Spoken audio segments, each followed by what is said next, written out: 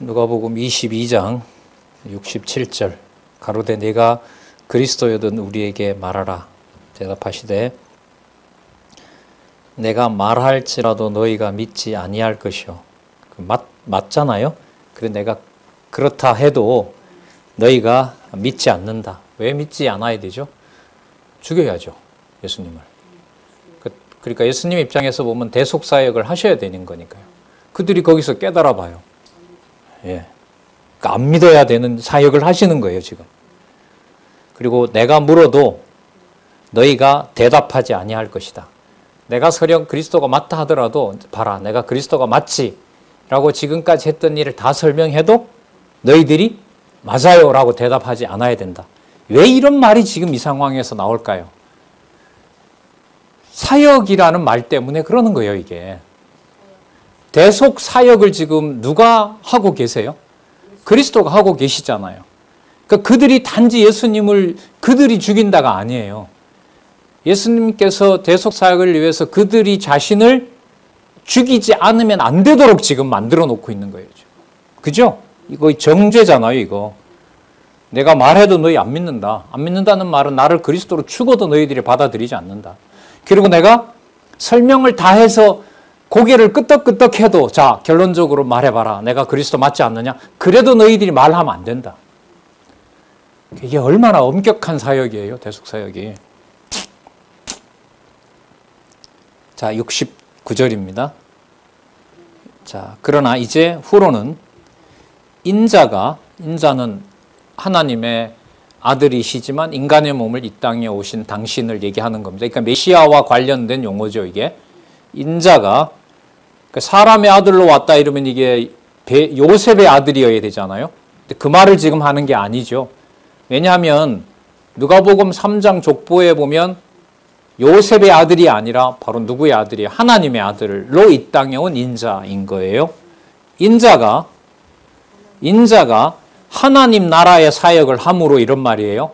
사역한 것을 너희들이 봤으므로 내가 그걸 다 했으므로 하나님의 권능의 우편에 앉아 있으리라.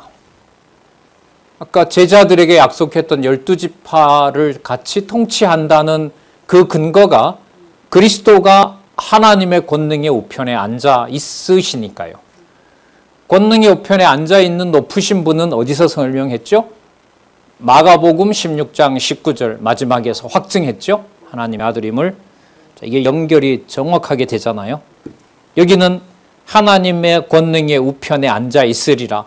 그 사역에 초점을 맞추어서 얘기를 하고 있는 겁니다. 자,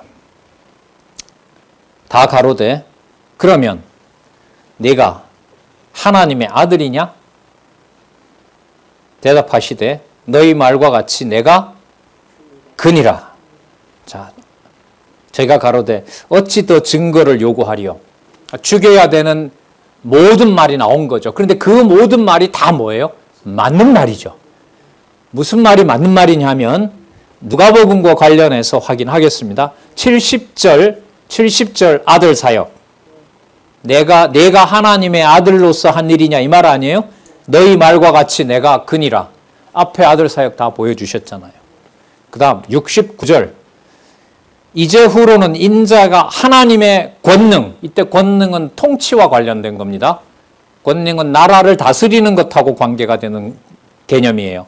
하나님의 마가복음은 그냥 하나님의 우편에 앉았더라고 나왔죠. 지금 누가복음은 뭐라고 나왔어요? 하나님의 권능의 우편. 왜 권능이라는 말이 들어가느냐? 충분히 우리는 증명할 수 있죠. 너무나 재밌게 증명할 수 있죠. 꼭 들어가야 된다. 누가복음은 하나님의 권능의 우편에 앉아 있으라. 무슨 사역입니까? 나라 사역. 자, 뭐가 나왔습니까? 대속사역 63절에서부터 65절까지 지키는 사람들이 예수를 희롱하고 때리며 그의 눈을 가리고 물어 가로되 선지자 노릇을 하라. 너를 친 자가 누구냐? 65절에 욕하고 66절에 공회로 끌어갔고 67절에 말하라 하니까 말 안 한다. 너희들도 말을 하지 말아야 된다. 내가 뭐 해야 되니까? 대속사역 해야 되니까. 자, 그러면 앞부분에 68절까지는 대속사역, 69절에 나라사역, 70절에 아들사역, 이 모든 일을 예수님이 희롱당하는 것도 당신이 뭐 하신 일이다? 사역하시는 것이다. 사역하시는 거다. 그래서 신학에서는요, 보자. 무슨 말을 막 만들어내냐면, 수동적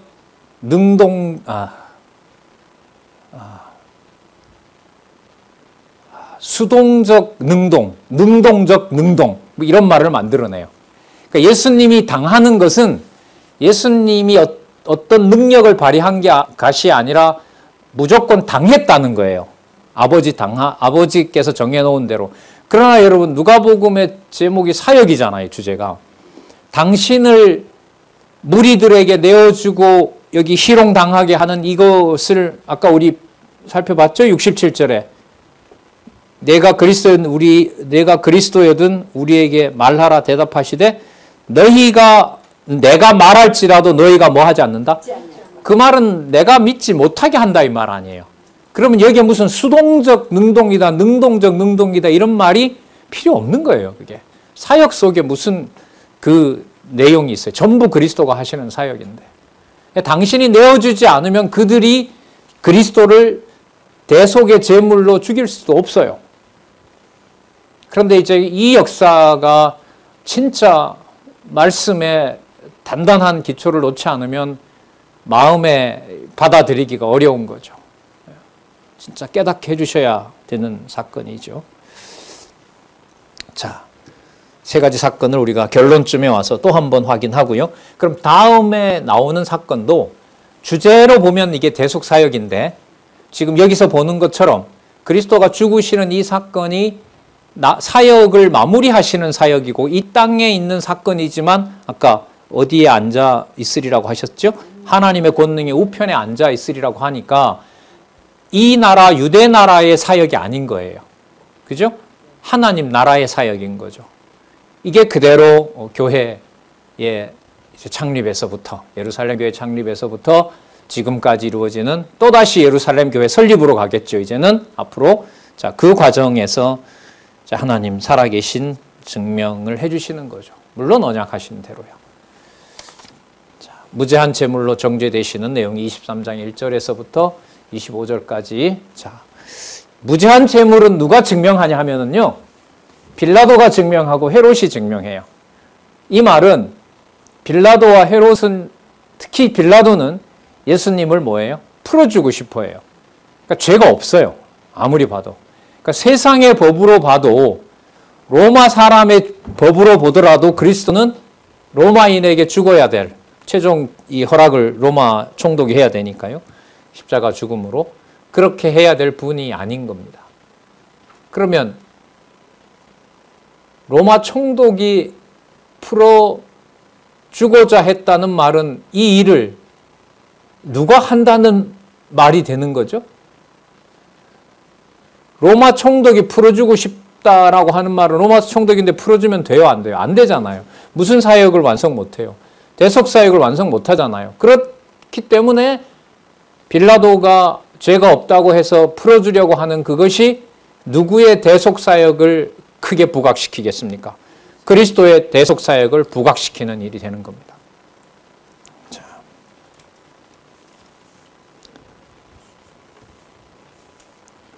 자,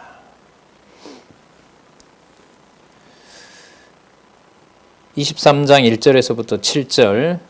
무리가 고소하자 빌라도가 죄가 없다며 헤로데에게 넘겨줍니다. 무리가 다 일어나 예수를 빌라도에게 끌고 가서 고소하여 가로되 우리가 이 사람을 보매 우리 백성을 미혹하고 가이사에게 세 바치는 것을 금하여 자칭 왕 그리스도라 하더이다. 다 이제 그 거짓인 거죠. 자칭 왕 그리스도라 하더이다. 그러니까 무슨 뜻이냐면 가이사에게 대적하는 왕이다. 그러니까 이 대적자다 이 말이죠. 그러니까 로마의 반란을 일으킨 자다. 예수님이 이런 말씀했어요. 내가 가이사에게 대적한다고? 아니죠. 가이사의 것은 가이사에게, 하나님의 것은 하나님의 것. 그러나 신약의 이 사역으로 본다면 가이사의 세금 관리도 따지고 보면 내가 하는 것이다. 그런 의미로 그 하나님의 나라 사역으로서 또 대속 사역을 위해서는 그렇게 말씀하신 게 맞지만 이 사람들이 말하는 대로 그렇게 가이사에게 물리적으로 반역하려고 했던 일은 하지 않았죠. 거짓말이 있어야죠. 그래야 모함을 당하게 되고 또 억울한 누명을 쓰게 되고 억울한 죽음을 죽게 되죠. 인간들이 봤을 때는. 그의 제자들과 우리가 보더라도. 자, 하지만 그건 대속사역을 해가시는 그리스도의 사역입니다. 3절에 빌라도가 예수께 물어 가로되 내가 유대인의 왕이냐? 대답하여 가로되 네 말이 옳도다. 근데 유대인의 왕인데 왕으로서 아까 가이사에게 반항하는 그런 어떤 일들은 공모한 적이 없는 거예요. 자, 내 말이 옳도다. 빌라도가 대제사장들과 무리에게 이르되 내가 보니 이 사람에게 뭐가 없다? 죄가 없다. 죄가 없다. 유대인의 왕이라고 하면 다른 사람들처럼 무슨 반란을 일으키고 이렇게 해야 되는데 예수는 그렇게 한 적이 없는 거예요. 그냥 자기가 예수 자신이 유대인의 왕이라고 하는데 뭐 어떤 다른 행위가 따라와야 이제 죽일 수가 있는데 그런 행위가 없는 거죠. 무리가 더욱 굳세게 말하되 저가 온 유대에서 가르친 게 여러분 이게 무슨 선동하는 일로 이제 몰아가는 거죠. 이 사람들은 갈릴리에서부터 시작하여 여기까지 와서 백성을 소동케 했다. 분란을 일으켰다. 밀란을 일으켰다. 이렇게 몰아가려는 거죠. 빌라도가 듣고 묻되 저가 갈릴리 사람이냐 하여 헤롯의 관할에 속한 줄 알고 헤롯에게 보내니 때에 헤롯이 마침 예루살렘에 와 있었습니다. 이 헤롯 대왕의 아들이죠. 이 헤롯은 그 왜 유아를 죽인 헤롯 있죠? 그게 이 헤롯의 아버지입니다. 그 헤롯은 이제 죽었고요. 유아를 했던 건 몹쓸 병에 걸려서 죽었고 이 헤롯은 헤롯 대왕의 아들입니다. 자, 헤롯이 예수를 보고 심히 기뻐하니 이는 그의 소문을 들었으므로 보고자 한지 오래였고 또한 무엇이나 이적 행하심을 볼까 바라던 용고라. 이건 헤롯의 마음이고요. 이런 일들을 이날에 빌라도와 헤롯이 예수님을 죽이는 일, 둘이 서로 평상시에는 원수였어요. 그러나 예수님을 죽이는 일에 어떻게 합니까? 하나가 되는 일, 이 모든 걸 모아서 예수님께서는 대속사역을 하고 계신 겁니다. 자, 어떻게 저 사람들이 저렇게 합칠 수가 있지? 그건 우리가 생각하는 바죠. 세상에 그런 일들 많잖아요. 그죠? 이권에 있어서 서로 대적자들이 그 이권을 함께 먹기 위해서 서로 이렇게 연합을 하잖아요. 정치부터 시작해서 세상살이에도. 어쨌든 그 일들을 통해서 그리스도는 자신이 대속사역을 하는 일을 이제 완성하시는 겁니다. 9절에 보면 여러 말로 물어봅니다. 뭐 표적 행하라고 하고 뭐라고 물어보고 했는데 여러 말로 물으나 아무 말도 대답지 아니하시니 대제사장들과 서기관들이 서서 힘써 고소하더라. 말을 하지 않으니까 기어다 씹혀서 막 죽여야 된다고 막 하겠죠. 11절 헤롯이 그 군병들과 함께 예수를 업신여기고, 자, 죽일 수는 없어요. 헤롯은 죽이는 권한은 빌라도에게 있으니까요. 자, 업신여기며 희롱하고 빛난 옷을 입혀, 왜? 뭐라고 하니까? 유대인의 왕이라고 하니까. 예? 자, 빛난 옷을 입혀 빌라도에게 도로 보내니 헤롯과 빌라도가 전에는 원수였으나 당일에는 서로 친구가 되니라. 서로 친구가 돼야 같이 악을 공모하게 되고 예수 그리스도를 이제 십자가에 못 박는 대속 사역이 완성되기 때문에 그렇습니다. 자, 빌라도가 제사장들과 관원들과 백성을 불러 모읍니다. 자, 헤롯에게 갔다 왔죠. 너희가 이 사람을 백성을 미혹하는 자라 하여 내게 끌어왔도다. 보라, 내가 너희 앞에서 사실하였으되. 그러니까 조사를 하고 신문을 했는데 고소하는 일에 대하여 이 사람에게 죄를 찾지 못했다. 그럼 유대인의 반란자냐? 반란한 흔적이 없지 않느냐? 무기를 가지고 사람들을 죽이거나 하지 않지 않았느냐? 세금을 갈취했느냐? 그런 일도 하지 않지 않았느냐? 자, 그야말로 로마의 당시에 권위 있는 로마의 법대로 이제 나중에 이제 사도 바울은 예수님의 어떤 이런 방식의 연장선상에서 있는 거죠. 바울은 이제 로마로 가는 그 경위를 로마 교회 설립을 하도록 하시는 하나님의 섭리는 가이사에게 호소하는 방법으로, 그러니까 로마법에 호소하는 방법으로 로마 이제 본토에 가서 복음을 전하는 일을 하나님도 준비하고 계시죠. 헤롯이 또한 그렇게 하여 저를 우리에게 도로 보내었도다. 보라, 저의 행한 것은 죽일 일이 없다. 이 두 번째거든요. 헤롯에게 보냈지만 헤롯도 뭘 잡지 못했어요. 열받아서 그냥 막 희롱하고 이렇게만 했지. 다시 빌라도에게 보냈으니까 이 사람 반드시 죽여야 된다. 이런 걸 증명을 헤롯도 못한 거 아닙니까? 자, 16절. 그러므로 때려서 놓겠노라. 17절에 없다고 하는데 킹제임스 버전 이런 사본에는 우리가 익히 아는 그런 구절이 있다고도 합니다. 명절이 되니까 빌라도가 죄수한 사람을 그들에게 놓아주려고 했다. 이런 구절 다른 데 나오죠? 그 구절이 여기에 있다더라. 있든 없든 대속사역과는 상관없어요. 있어도 되고 없어도 되고. 자, 무리가 일제히 소리질러 가로되 이 사람을 없이 하고 바라바를 우리에게 놓아주소서 하니, 바라바를 설명합니다. 성중에서 일어난 밀란과 살인을 인하여 옥에 갇힌 자라. 예수님이 죽어야 된다면 이런 죄목이 있어야 되는 거예요. 빌라도가 봤을 때는. 근데 이런 죄목이 없거든요. 자, 빌라도가 예수를 놓고자 하여 다시 저희에게 말하되 저희는 소리질러 가로되 저를 십자가에 못 박게 하소서, 십자가에 못 박게 하소서 하는지라. 빌라도가 세 번째 말하되 이 사람이 무슨 악한 일을 하였느냐, 나는 그 죽일 일을 찾지 못하였나니 때려서 놓으라 한데, 자, 예, 저희가 큰 소리로 재촉하여 십자가에 못 박기를 구하니 저희의 소리가 이긴지라. 여러분 마태복음이나 마가복음에 보면은요, 여기에서 빌라도가 내주잖아요. 내어주면서 예수님이 여기에 이제 막 채찍질 당하고 엄청난 수모를 당하는 게 기록이 되어 있어요. 마태복음이나 마가복음은, 특히 마태복음은. 누가복음에 그게 있어요, 없어요? 없죠. 왜 없을까요? 대속사역을 그리스도가 주관하는 일이기 때문에, 사역이라는 말 때문에 여기서는 그 기록이 없는 거예요. 필요가 없어요, 그 내용이. 빌라도든 그 다음에 헤롯이든 대제사장들이든 가룟유다든 간에 그 모든 자들을 동원해서 당신이 구약의 언약한 대로 대속사역을 완성한다는 것이 이 기록의 목적이기 때문에 그 내용을 여기다가 기록하고 있지 않는 겁니다. 그래서 지금 이 누가복음에 나타난 그리스도의 죽음을 보면 뭐 그렇게 슬프거나 막 우리를 위해서 죽으셨다거나 그런 이미지를 찾아볼 수가 없어요.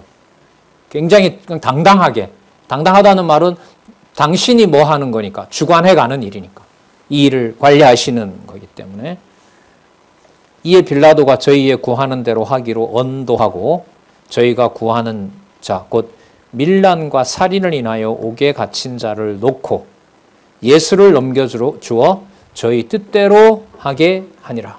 하지만 이게 누구 뜻대로 할 수밖에 없는 거죠? 하나님 뜻대로. 그러니까 여기에 주어를 붙이게 되면 예수께서 당신의 대속사역을 위하여 빌라도다 헤롯이다 그렇게 하게 해서 모아서 그들이 대속사역에 하는 일을 하도록 그렇게 하셨다, 이 말인 거죠. 그래서 나중에 누가복음에만 나오는 내용이 또 있죠. 안식일이 되니까 쉬었더라. 그게 문법 주어로 보면 여자들이 이제 향품을 준비하는 내용과 관련되는데, 전체 누가복음 주어 전체 내용과 관련시켜 보면 주어를 그리스도에게 맞추면 그리스도가 뭐 하게 한 거죠? 당신이 사역을 다 마치니까 사람들이 정하신 대로 성취됐기 때문에 더 이상 뭐 할 게 없잖아요. 그러니까 뭐 할 수밖에 없어요? 쉴 수밖에 없어요. 그 구절이 나중에 이제 설명이 됩니다. 그래서 창세기에도 6일 동안 창조하시고 7일째 하나님이 쉬셨더라라고 나오잖아요. 그게 뭐 피곤해서 쉬신 게 아니잖아요. 뭐 할 게 없으니까. 더 쉬고 할 게 없으니까. 다 완성했으니까. 예. 자, 그리고 언약대로 이루신 그 날을 거룩하게 하신 거잖아요. 자, 이러한 그리스도를 대속 제사 완성을 확정짓는 말씀이 그 다음에 나와요. 자, 볼게요. 23장 26절에서부터 43절까지 끌려가서 순환을 당하는데, 자, 여기 순환을 당하는 이 사건을 그리스도가 지금 당하시지만 그리스도는 여기서 뭘 가르치시냐 하면 예루살렘 멸망을 얘기하세요. 그러면 예루살렘이 멸망한다는 말은 성전도 이제 끝이 난다는 건데 누구 사역이 완성된다는 것하고 직결됩니까? 당신의 대속 사역이, 하늘에 속한 대속 사역이 완성된다는 것을 보여주고 있습니다. 그래서 그 다음에 십자가에 못 박혀 옷을 나눠 가지게 하고 희롱당하고 그 다음에 행각자 하나가 비방하지만 하나는 낙원에 보내는 사역을 여기서 하는 거죠. 그러니까 여기에 십자가에 못 박히며 옷을 나눠 가지게 하고 희롱을 당하는 것이 대속 사역이므로 행악자 하나가 비방하지만 하나는 뭐 하게 돼요? 구원을 베풀어 주시는 겁니다. 낙원에 보내시는 사역을 십자가에서 하시는 거죠. 자, 제사의 실제와 그 완성이 나오는데, 자, 끌려가서 순환당하는 부분 한번 볼게요. 자, 26절에서부터 31절. 자, 저희가 예수를 끌고 갈 때에 시몬이라는 구레네 사람이 시골로서 오는 것을 잡아 그에게 십자가를 지워 예수를 쫓게 하더라. 여러분 적어도 이 자리에 베드로가 있어야 되죠. 안 그럴까요? 적어도 예수님 제자들 중에 앞다투어서 아이고 그건 제가 져야죠. 근데 이걸 전부 다 뭐 도망가서 지켜보고 있는지 아닌지는 모르지만 그 제자 영화에 보니까 보고 있게 나오더라고요. 자, 그런데 이 시몬이라는 구레네 사람을 사역자로 준비해 놓으신 거죠. 누구는 다 내보내버리고 제자랍시고 함께 있던 자들에게는 그 사역의 일을 맡긴 게 아닙니다. 그러니까 인간적인 얘기지만 우리도 사역일에 동참했잖아요 라고 건방진 소리 할까봐 손 떼버리게. 자, 인간적인 얘기고 하나님께서 준비해 놓으신 겁니다. 또 27절 또 백성과 및 그를 위하여 가슴을 치며 슬피 우는 여자의 큰 무리가 따라오는지라. 큰 무리라 그래요. 제자들은 안 나와요. 여자들만 따라와요. 가슴을 치고 슬피 우는 여자들. 그 누가복음 처음에 보면 마리아에게 그 천사가 약속하죠. 네 가슴을 찢어 놓는다 그러죠. 네. 자, 어쨌든 이 여인들의 가슴이 찢어집니다. 예수께서 돌이켜 여기 보세요. 그들을 향하여 가라사대 예루살렘의 딸들아, 자, 나를 위하여 울지 말고 너희와 너희 자녀를 위하여 울라. 그럼 지금 이 일이 대속 사역인데 이 대속 사역이 완성되는 것이 증거가 있다. 근데 그 증거가 뭐냐면 예루살렘에 살고 있는 너희들과 네 자녀들이 처참하게 죽는다. 처참하게 죽는다. 이렇게 딱 맞춰버리세요. 보라, 날이 이르면 사람이 말하기를 수태 못하는 이, 해산하지 못하는 배, 먹이지 못한 젖이 복이 있다 하리라. 임신을 못한 것이 기쁜 일이고 아예 사산된 것이 다행이고, 왜 태어난 나이가 처참하게 죽는 것보다는 맞죠? 예, 낳아놓은 내가 먹을 것이 없어 죽는 것이 오히려 더 좋았을 뻔했다는 말이 나온다는 거예요. 이게 대속사역의 증거라는 거죠. 여러분 이걸 어떻게 받아들여요, 우리가 인간들이? 이런 방법은 이건 그러니까 이게 인간적인 어떤 그 상식과 감정으로 성경 본문이 연결된다는 거예요? 안 된다는 거예요? 절대로 안 돼요. 말은 이어가지만 절대로 믿어질 수가 없어요, 이게. 그렇게 믿어지게 하려면 하나님께서는 창세기부터 계시록까지를 다 보여줘야 그 부분에 그러한 부분이 이해가 되도록 하시도록 해놓은 게 바로 성경의 전체의 어떤 통일성과 그리스도가 하시는 대로 한마디로 그 성경을 당신과 아버지에 맞춰서 해석을 할 수 있어야 돼요. 그러니까 모든 사건이 연결되더라도 두려움이 없어야죠. 누구 중심으로 가는데. 그리스도 중심, 그리고 그리스도의 언약과 성취를 언약하시고 이루시는 여호와 중심으로. 자, 30절 그때의 사람이 산들에 대하여 우리 위에 무너지라 하며, 이 끌려가는 과정에 이게 어떤 강론이 가능할까요? 그죠? 이게 뭐 바닷가에서 배 위에 올라서 강론하는 것하고 이건 또 다를 거예요. 그때 딱 스탑하고 이제 이 설명을 하시는 거죠. 그때 사람이 산들을 대하여 우리 위에 무너지라 하며 작은 산들을 대하여 우리를 덮으라 하라. 산이 깔아뭉갰으면 좋겠다는 거죠. 얼마나 무서운 날인지 그날이. 푸른 나무에도 이같이 하거든. 자, 푸른 나무는 예수님이거든요. 마른 나무, 모형인 예루살렘이거든요. 마른 나무에는 어떻게 되리요 하니라.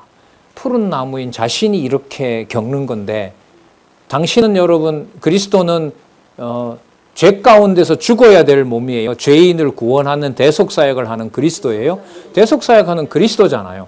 대속사역을 하는 그리스도에게도 이게 이렇게끔 쏟아지는데, 불타버리고 없어져야 될 마른 나무는 오죽하겠느냐. 내가 그냥 두겠느냐 이 말인 거죠. 내가 완성한 이 사역이 절대적이고 영원한 건데 그것과 모형적인 것이 어떻게 섞이겠냐는 거예요. 그러니까 이런 건 또 반발심이 생겨요. 그러면 왜 수천 년 동안 그렇게 이스라엘을 모형으로 놔뒀냐는 거죠. 당신이 직접 와서 빨리 구원하면 될 텐데. 그러면 이제 이게 고민이 되면 또 문제를 가지고 성경을 보게 되는 겁니다. 왜 이런 구조가 되어 있는 거지? 그러면서 이제 그럼 이 대속사역이라는 게 누구를 위한 거야?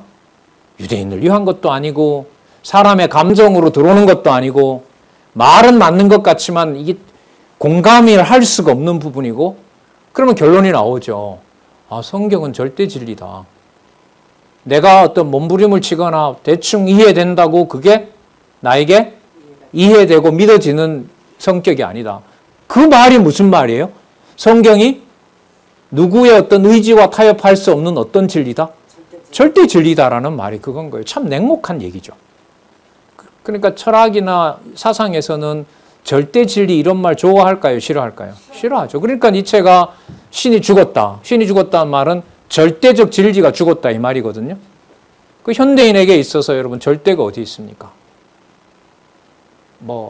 자유다, 정의다 이거 전부 다 인위적 조작에 의해서 만들어지는 건데 아무리 많은 범죄가 있어도 매스컴에서 알려주지 않으면 묻혀버리게 되고 며칠 지나면 잊혀져 버리게 되고 꼬투리 요거밖에 없는데 1년 내내 때려버리면 완전히 중범죄자가 돼버리고 살인자가 아니라 완전 쓰레기로 만들어버리고 회복이 된다 하더라도 이미 입을 상처는 다 받아버렸고 그래서 여러분 옛날에 보면 기자들 말 안 듣는 그 연예인들 자살 많이 하죠. 맞죠? 그리고 돈 요구하잖아요. 제가 지방에 있을 때도 봤는데 우리 선배들 기자들 보니까 자기는 안 했다고 하지만 기업인 하나 물고 부자인 어떤 연예인 하나 물어서 물고 늘어지는 거죠. 기사 쓴다. 그러면 그게 어디야? 비일비재하잖아요. 그러다 보니 더 좋은 법률 회사, 더 많은 돈 이렇게 해서 이제 공정이 어디 있겠습니까? 그런 시대에. 그런 것이 일반적이기 때문에 그것으로 사람들이 상처를 엄청 받고 세상이 그런 어떤 권력 중심으로 가는 것에 상처를 모든 사람들이 입는 상황에서 돈이 절대화되어 있는데 절대 진리를 말한다 이러면 사람들이 맞아, 절대 진리를 우리가 찾아야 돼 이렇게 갈까요? 아니죠. 그것도 또 다른 거짓말로 보는 거죠. 그리고 교회가 그렇게 거짓말해서 치부한다라는 게 보편적인 사람들에게 이렇게 받아들이고 있는 내용들이고요. 직업으로 보고 있는 거고요. 그래서 성경을 논리적으로 따라가는 것을 이렇게 강조하지만 이것은 보편적인 학식과 정서를 가지고는 결코 따라갈 수가 없는 거예요. 이게 그러니까 참 애타지만 강요할 수가 없어요. 어쩌다 이런 사건이 우리에게 일어났지? 이 정도인 거예요. 자, 보겠습니다. 푸른 나무에도 이같이 하거든 마른 나무에도 어떻게 되리요 하시니라.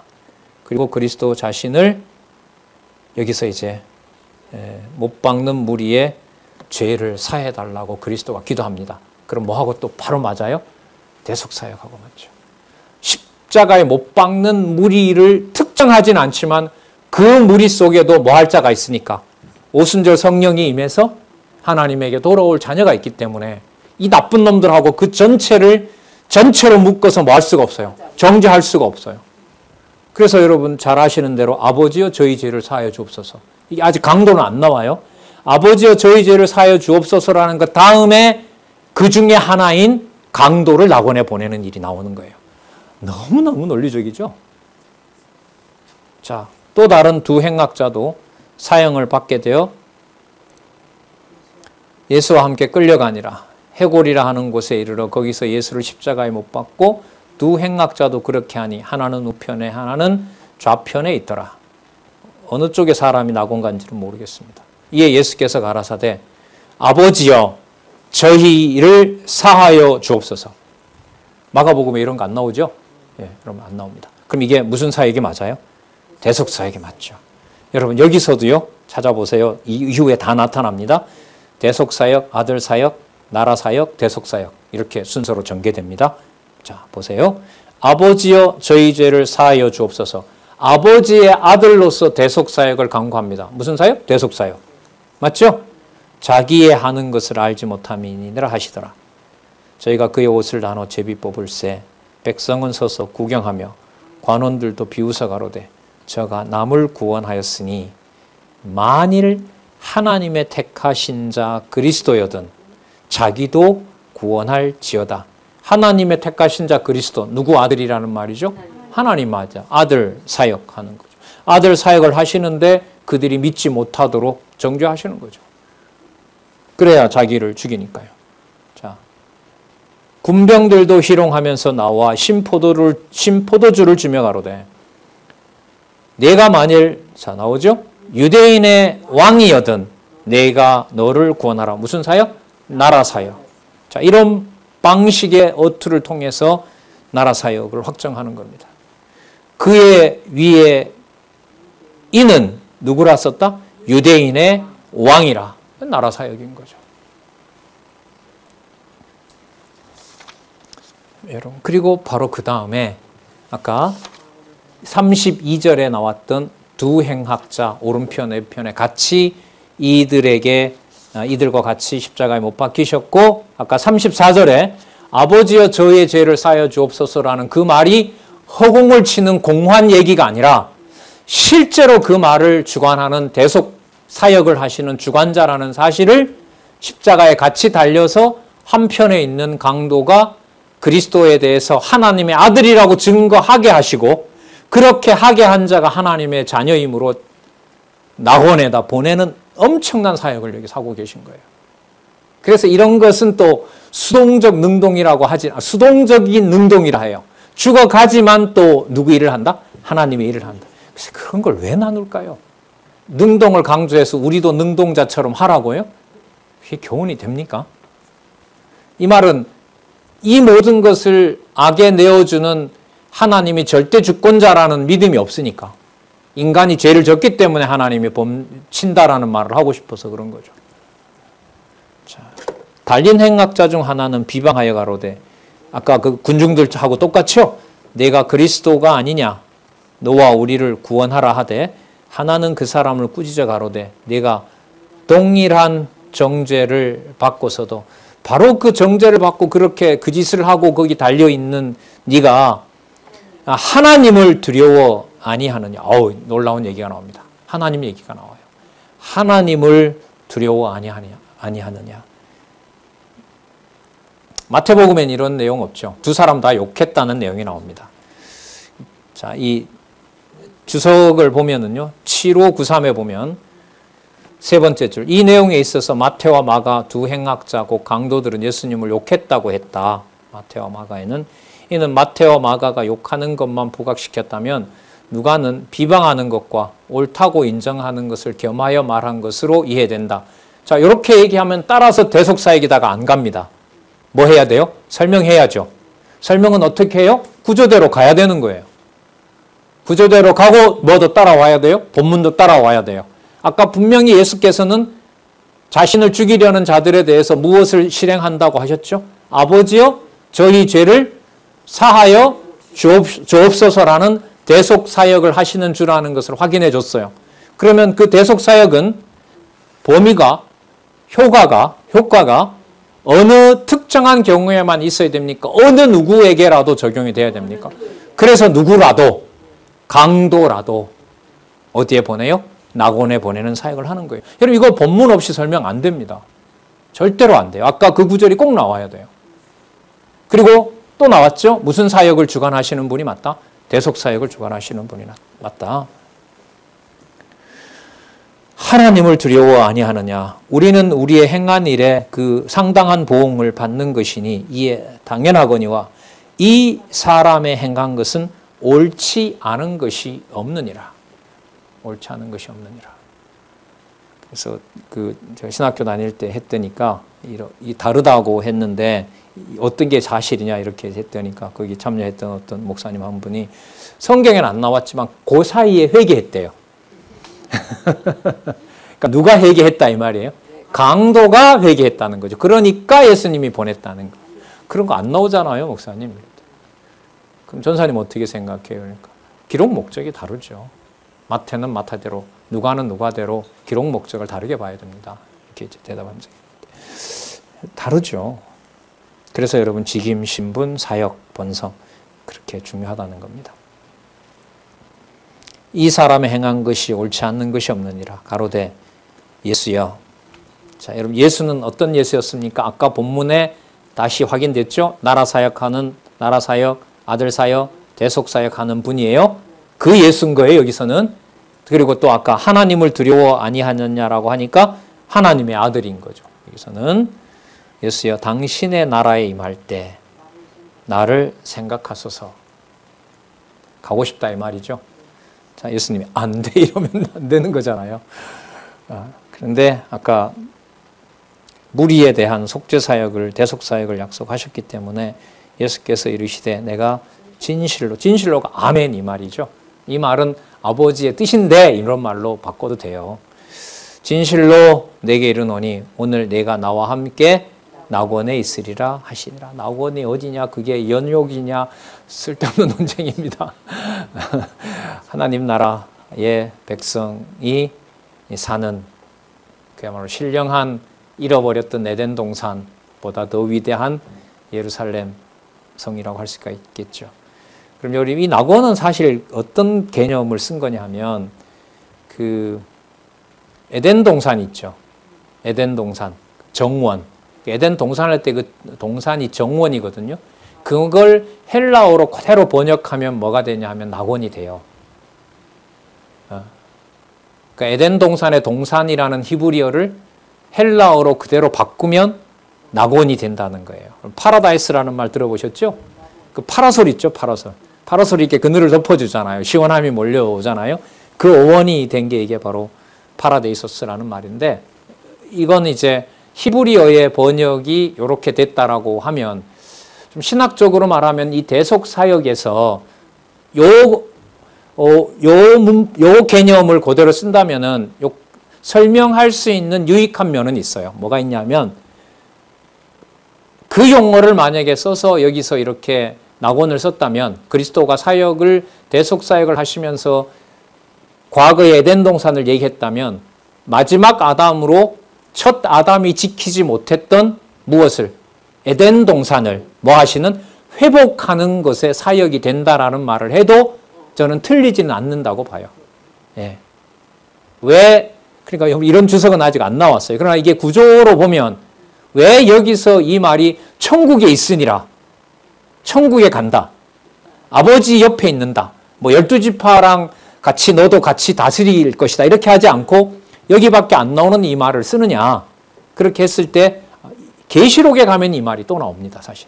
계시록에 가면 이 말이 나오는데 이 말을 그런 의미로 본다면 실체적 3대 언약을 에덴 동산을 아담은 지키지 못했지만 그리스도는 뭐 하신다? 강도 같은 자라도 낙원으로 아버지의 자녀로 만들 수 있는 완벽한 회복을 하신 거다. 언약과 성지 섭리도에 보면 천년왕국 뭐라고 되어 있죠?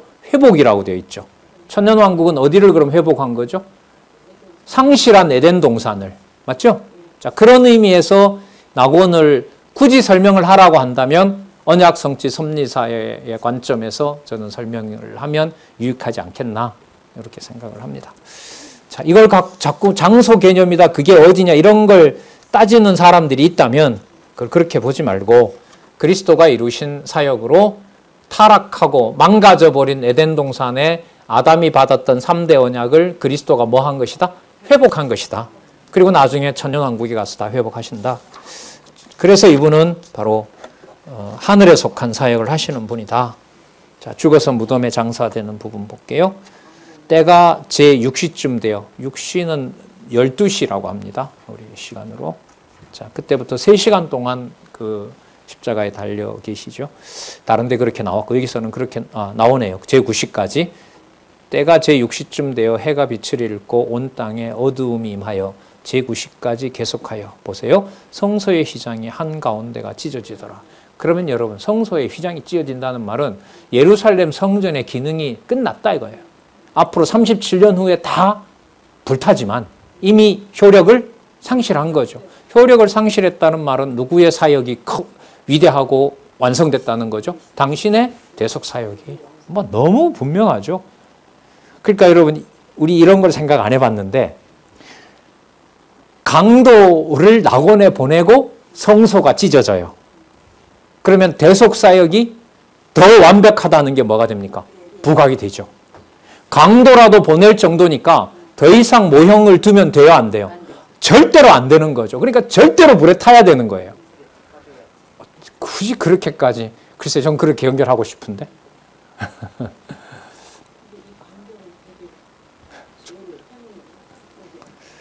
글쎄요, 행운요?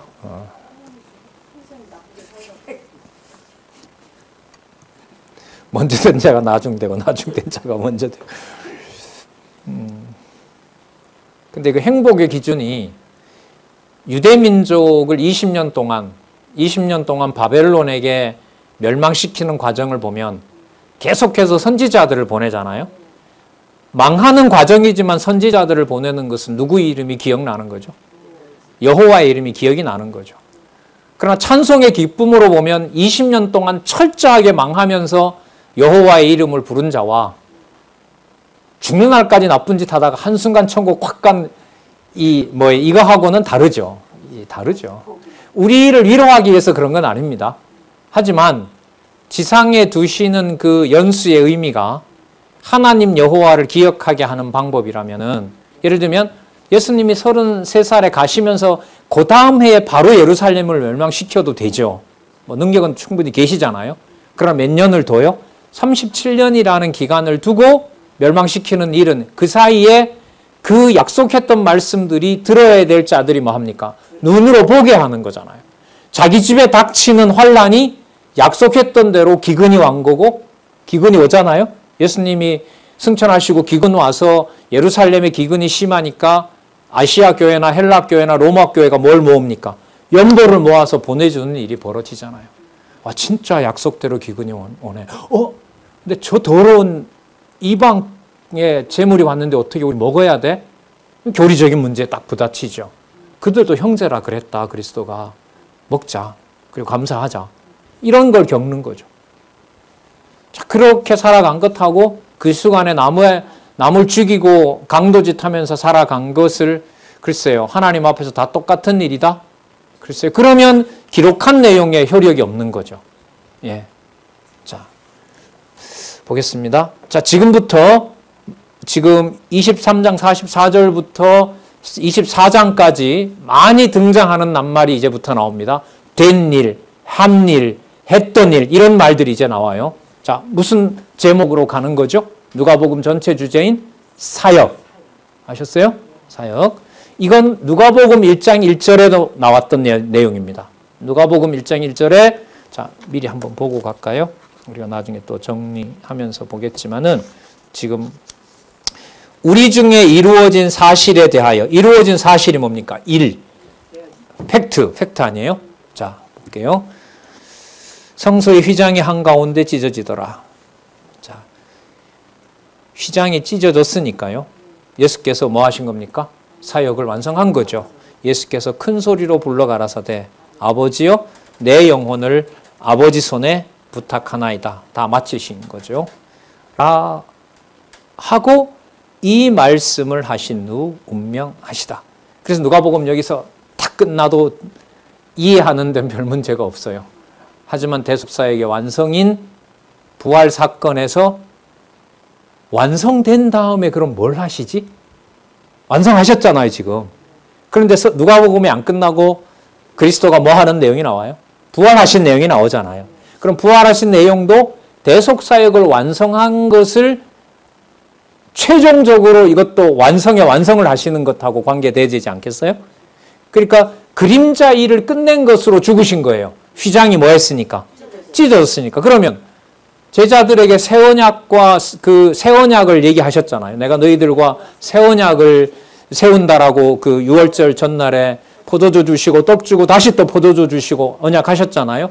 그러면 헌 것은 다 끝을 냈는데 새 걸 뭔가를 하신다는 거 보여주셔야 될 거 아니에요. 맞죠? 그게 부활 사건에 무슨 일로 점철되어 있는지가 누가복음 24장에 나타나는데 그게 날마다 성전에서 성경을 가르쳤다는 내용하고 연결이 되는 거예요. 그리고 부활하시고 승천하실 때까지 뭐 하셨어요? 나타났다 사라지고 나타났다 사라지고 하면서 만나서는 뭘 하신 거죠? 모세의 글과 시편과 선지자의 글에서 나를 가르쳐 기록했다. 마음을 열어 뭘 가르치셨다? 성경을 가르쳤다. 이게 여러분 성령 사역으로 약속하시는 내용입니다. 그래서 칼과 창으로 베드로가 혁명을 준비해서 하나님 나라를 준비하는 것이 아니라 약속한 성령을 보내서 진리로 무장하게 해서 머리부터 발끝까지 전신갑주를 입게 하고 말씀을 전하는 일로 준비하는 걸로 사역 전체가 마무리가 돼요. 그러면 말씀이 운동한다는 히브리서 4장 12절이 딱 생각이 나죠. 말씀이 살았고 운동력 있어. 이렇게 시작하죠. 자, 보겠습니다. 47절 보세요. 백부장이 그 된 일을 보고요. 이게 사역이죠. 뭐죠? 하나님께 영광을 돌려가로되 이 사람은 정령 의인이었도다 하고 이를 구경하러 모인 무리도 그 된 일을 보고 다 가슴을 두드리며 돌아가고 예수가 아는 자들과 갈릴리로부터 따라온 여자들도 다 멀리 서서 이 일을 보니라. 이 된 일을 보니라. 주체는 문법적으로는 여자들이고 백부장이고 그리고 구경하는 무리가 봤다고 하지만 이건 표면적인 주어고요. 이 일을 지금 그리스도가 땅에 계시지만 이분은 영원한 생명을 가진 분이잖아요. 그 일들을 죽으셔서 아무것도 하지 않는 것이 아니라 뭐 하시는 거죠? 지금 사역을 하고 계신 거죠. 사역을 하고 계신 겁니다. 그래서 이 부분을 신학적으로 좀 이게 여기서 갈려지는데 이럴 경우에는 그리스도가 사역한 것이 아니라 사람들이 한 것이다. 적어도 이때 그리스도는 아무런 일도 하지 않았다. 그러니까 육신의 생명이 죽었다는 걸 강조합니다. 그래서 그리스도가 여기서 사역한 부분이 있다라는 것에서 의견이 팍 갈라져요. 개혁자들 사이에서도. 그러나 누가복음을 구조적으로 보는 우리로서는 그리스도가 육신의 몸은 죽었지만은 사역은 계속 뭐 된다? 이어진다. 왜 이어지느냐? 아들 사역, 나라 사역, 대속 사역의 그 사역에서 인성과 신성이 왔다 갔다 하는 것이 아니라 인성과 상관없이 인성이 죽어서 생명의 기식이 없다 하더라도 그 관리, 그 인성을 지배하는 분은 무엇이기 때문에? 하나님 아들로서 신성이기 때문에. 예. 여러분 여기서 굉장한 이 논란이 일어납니다. 이 개혁자들의 신학 중에. 자, 우리는 아니다. 죽으셨던 그 사건이 안식하신 일로 보는 거지. 그 사건이 스톱되고 아무것도 하지 않는 그런 인간과 같은 자리로 간 것이다. 이걸 여러분 누가 얘기하면 루터가 그렇게 얘기합니다. 그래서 루터는 사역은 어디서부터 진짜냐? 부활했을 때부터 사역이 본격적으로 시작이 된다. 이렇게 얘기합니다.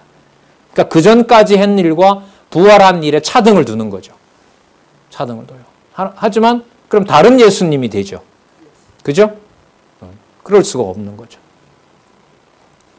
그런 것들은 이제 그런 걸 아주 또 세밀하게 논증한 사람들이 있으니까 그런 이제 사람들의 논문이나 이런 걸 보고 글쎄 뭐 그렇게까지 할 필요가 있어? 그러면 이제 그런 건 그냥 굳이 신경 안 써도 되고 가끔씩 이거 좀 고민할 필요가 있겠네라고 이제 저 같은 사람이 생각이 나면 논문 하나 써서 누가복음에 나타난 이걸 가지고 증명을 해 들어가면 되죠.